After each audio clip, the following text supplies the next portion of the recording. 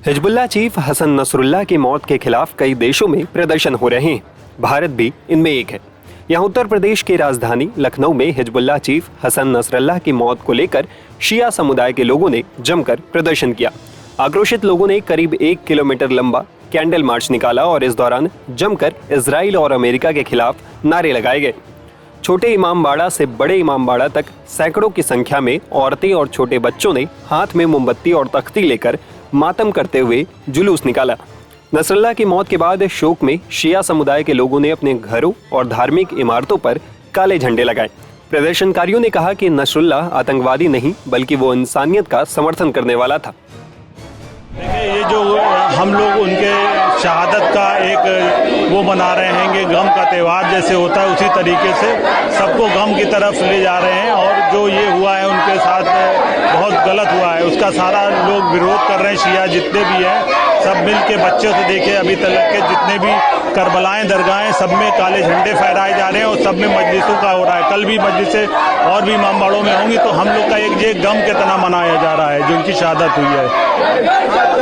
तमाम जगह दुकानें बंद रही, काले झंडे लगाए गए हैं, क्या कहना चाहिए? देखिए, ये जो काले झंडे लोगों ने लगाए हैं घरों पे, ये एक जैसे कि मुहर्रम मनाते हैं, गम मनाते हैं, उसी तरीके से हर शिया के घर पे झंडा लगा हुआ है काला। और हर जगह से वही मनाया जा रहा है कि हम लोग एक गम के तरह जैसे कि घर में किसी की मिट्टी हो जाती है उसी तरीके से हर शिया मना रहा है इसको। कैंडल मार्च सिर्फ इसलिए निकला है कि एक इंसानियत के हक में बोलने वाले की शहादत हुई है और जिसको गलत मैसेज दे के आतंकवाद कहा जा रहा है वो किसी भी तरीके से आतंकवाद नहीं था। वो इंसानियत का समर्थन करने वाला हसन नसरुल्लाह था और इजराइल उसका दुश्मन था। लिहाजा हमने सिर्फ कैंडल मार्च इसलिए अपना विरोध प्रकट किया यहाँ पे आके कि हम एक अच्छे आदमी की शहादत को उसके गम मनाने का हमें पूरा राइट है और उसका गम हम मना रहे हैं करबला ताल कटोरा के अंदर। और बाकी जो है जो उन्हें आतंकवाद कह रहे हैं हम उनके खिलाफ हैं। दूसरी बात यह है कि हसन नसरुल्लाह आज से नहीं हमेशा से इंसानियत का साथ देते हुए, हसन नसरुल्लाह की जाती कोई लड़ाई इजराइल से नहीं थी। हसन नसरुल्लाह गाजा के लिए बोले, गाजा पे जहां पे मासूम बच्चे और मासूम औरतों के कत्ल किए गए, 40 लाख आदमी बेघर हो गए, वो हसन नसरुल्लाह उनकी शान में बोला तो उसका खामियाजा उसको अपनी शहादत देके लगाना पड़ा। बता दें कि नसरुल्लाह की मौत पर दुख जताते हुए शिया मुस्लिम धर्मगुरुओं ने 3 दिनों के शोक का ऐलान करते हुए शिया मुसलमानों से अपनी दुकानें बंद करने का आह्वान किया था। इसके बाद इलाके के सभी दुकानदारों ने अपनी अपनी दुकानें बंद कर दी और धार्मिक इमारतों पर काले झंडे लगा दिए। शोक मनाने के फैसले के बारे में बताते हुए शिया समुदाय के धर्मगुरु मौलाना फरीद ने बताया कि जो भी हुसैनी है वे पूरी दुनिया में कहीं भी हो आतंकवादी नहीं होगा। नसरुल्लाह हसन की शहादत को लेकर लखनऊ में दुकानें बंद की गई हैं।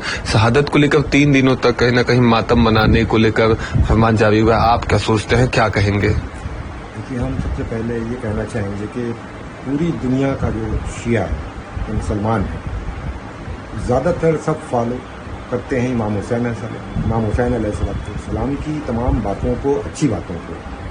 तो जो भी हुसैनी होगा वो पूरी दुनिया में कहीं भी हो वो आतंकवादी नहीं होगा। आतंकवाद से उनका कोई ताल्लुक नहीं होगा। और आप ये देख सकते हैं, तहकीक कर सकते हैं, रिसर्च कर सकते हैं कि पूरी दुनिया में जहाँ भी इमाम हुसैन के मानने वाले हैं उन्होंने कभी ना तो कहीं ब्लास्ट किया है, न किसी मस्जिद में घुस करके किसी को मारा है, न किसी धार्मिक जगह में घुस करके किसी को मारा है, कभी नहीं। बल्कि खुद गोलियां खाई हैं, खुद बमों से उड़े हैं, खुद शहीद हुए हैं। तो सबसे पहली मिसाल ये है कि इमाम हुसैन अलैहिस्सलाम ने करबला में इंसानियत के लिए कुर्बानी दी थी और आपकी गोद में 6 महीने का बच्चा भी शहीद हुआ हो तो उस वाक़े को भी हम लोग नज़र में रखते हैं कि क्या है वो बच्चा किसी भी कौम का हो वो बच्चा मासूम होता है, किसी बच्चों की जान नहीं ली जाती है। सैयद हसन नसरुल्लाह एक आलिम दीन थे और उनके बहुत ज़्यादा वहाँ पर एजुकेशन पे भी काम रहे, लोगों की मदद के लिए भी काम रहे। अगर कोई शख्स अपने मुल्क के लिए, अपनी आज़ादी के लिए अगर आवाज़ बुलंद कर रहा है तो ये आतंकवाद नहीं होता है। हर एक को अपना हक है कहने का। बस बात को मैं ख़त्म करना चाहूँगा कि अक़वाम मुत्तहिदा और तमाम जो सुपर पावर हैं उनको इसमें दखल अंदाजी करके इसको झगड़े को, इस फसाद को खत्म करना चाहिए ताकि दुनिया के अंदर अमन और सुकून रहे। दुनिया यही चाहती है। सब लखनऊ में भी कल रात मातम मनाया गया। आज तमाम दुकानें बंद की गई हैं, पोस्टर लगाकर इसे गमी के तौर पे देखा जा रहा है, काले झंडे भी लगाए गए हैं। इसको लेकर क्या कहेंगे? एक तो कहना ये चाहूंगा कि सबको तकलीफ है उनकी शहादत की, और दूसरी तकलीफ इस बात की भी है कि ये इल्जाम लगाया जा रहा है बार बार कि वो आतंकवादी थे। नहीं, बल्कि वो आतंकवादी नहीं थे, एक सच्चे और अच्छे इंसान भी थे, आलिम दीन भी थे, पढ़े लिखे थे। और यही नहीं बल्कि आप लेबनान में चले जाइए, वहां भी मुख्तलिफ धर्म हैं, मुख्तलिफ धर्म के लोग उनको दिल से चाहते थे, मोहब्बत के साथ चाहते थे। अगर वो एक आतंकवादी होते तो कोई दूसरे मजहब का कोई उनको पसंद नहीं करता। सर 3 दिनों तक शौक है, क्या आगे भी इसको बढ़ाया जाएगा या 3 दिनों तक ही रहेगा? देखिए, हर धर्म में एक शोक होता है, कहीं 40वां होता है, पंजुम होता है, सोहिम होता है, वैसे ही हर धर्म में 40वां भी होता है। आगे 40वें में कहाँ किस तरीके से कौन उनका गम मनाएगा ये भी नहीं कहा जा सकता। आज यहाँ पर हिजबुल के कमांडर नसरुल्लाह की कहीं ना कहीं जो मृत्यु हुई है उसको लेकर शोक गमी मनाई जा रही है। हाँ, उसको लेकर कौम जो है गम मना रही है, इसीलिए जो है 3 दिन का शोक रखा गया है।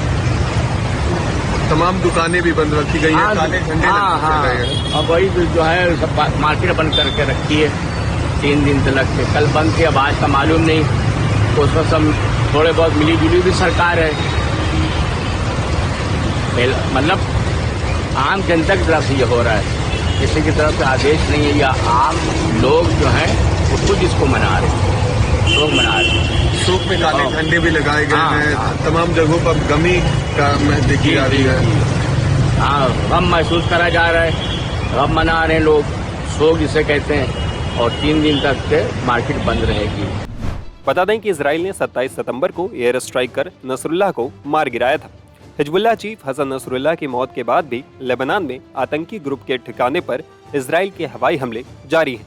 नसरुल्लाह 30 साल की उम्र में 1992 में हिजबुल्लाह का महासचिव बना था। अगले 32 वर्षों में उसने हिजबुल्लाह को न सिर्फ लेबनान बल्कि मध्य पूर्व की एक बड़ी ताकत बना दिया। वो इजराइल का बड़ा दुश्मन बन गया। आखिरकार शुक्रवार को यहूदी देश ने अपने इस दुश्मन को खत्म कर दिया है।